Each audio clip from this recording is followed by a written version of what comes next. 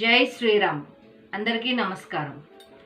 హిందూపురం నియోజకవర్గం పూజ్య శ్రీ పరిపూర్ణానంద స్వామీజీ ఆంధ్రప్రదేశ్ రాష్ట్ర అసెంబ్లీ ఎన్నికల్లో హాట్ టాపిక్గా వినిపిస్తున్నటువంటి నియోజకవర్గం ఇది.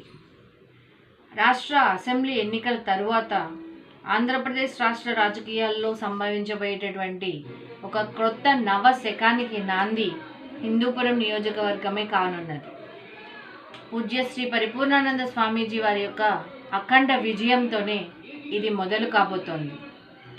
ఏ రాజకీయ పార్టీలు సపోర్ట్ చేయకపోయినా, ఏ రాజకీయ నాయకులు వెన్నంటి నిలబడకపోయినా ప్రజలు ఆయనతోనే ఉన్నారు. ఆ ప్రజల కోసం, హిందూపురం కోసం, హిందూపుర నియోజకవర్గ అభివృద్ధి కోసం ఆయన ప్రత్యక్ష రాజకీయాల్లో అసెంబ్లీ నియోజకవర్గం నుంచి స్వతంత్ర అభ్యర్థిగా పోటీ చేయడం హిందూపుర వాసులు చేసుకున్నటువంటి అదృష్టంగానే చెప్పాలి.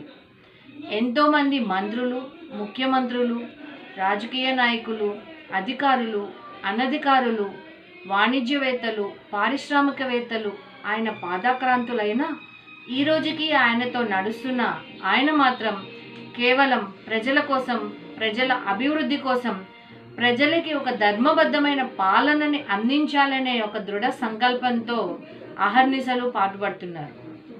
ఆయనకి మనం ఇవ్వగలిగింది కేవలం మన ఓటు మాత్రమే. హిందూపుర ప్రజలకి కానుకగా ఆయన ఇస్తున్నటువంటి సప్తపది కానీ, నవ సంకల్పాలు కానీ అందుకోవడానికి మనకి ఉన్న అర్హత మన ఓటు మాత్రమే. మన ఓటే మన ఆయుధం.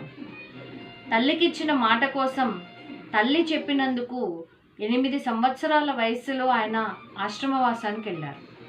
అదే తల్లి మాట కోసం సుమారు 20 సంవత్సరాల వయస్సులో సన్యాసాశ్రమం స్వీకరించారు.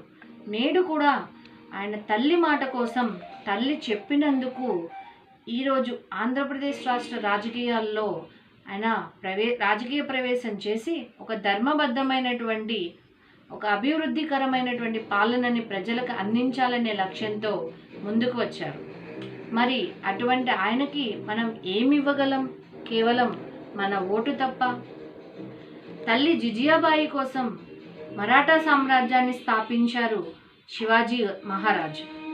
చరిత్రలో ఒక ఛత్రపతిగా నిలిచిపోయారు. మరి ఈరోజు మన స్వామీజీ తల్లి మాట కోసం ఆంధ్రప్రదేశ్ రాష్ట్ర రాజకీయాల్లో ఒక ధర్మబద్ధమైనటువంటి మార్పు తీసుకురాబోతున్నారు. ఇది ఖాయం. మరి స్వామీజీకి మనం ఇవ్వగలిగింది కేవలం మన ఓటు మాత్రమే. అగ్గిపెట్టెకు ఓటు వేద్దాం, స్వామీజీని గెలిపిద్దాం, హిందూపురాన్ని సువర్ణపురం చేద్దాం. జై శ్రీరామ్.